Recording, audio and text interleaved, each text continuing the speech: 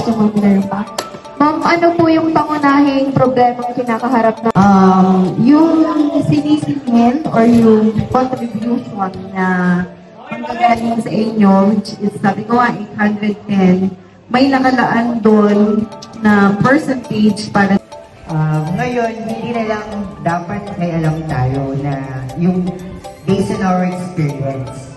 Dapat alam din natin yung mga numbers, figures, statistics, studies related sa mga topics. So kapag may topic tayo, dapat may alam tayong numbers, figures, and dapat nagbabasa lagi tayo.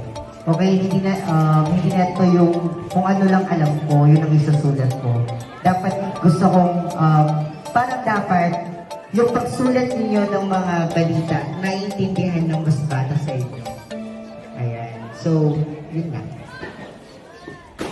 Ayan. Pag nagigipag-contest kayo, lagi niyong isipin na advance kayo ng isang hakbang or dalawang hakbang sa mga kalaban ninyo. So, magbasa kayo, be yourself, huwag kayong kapahan.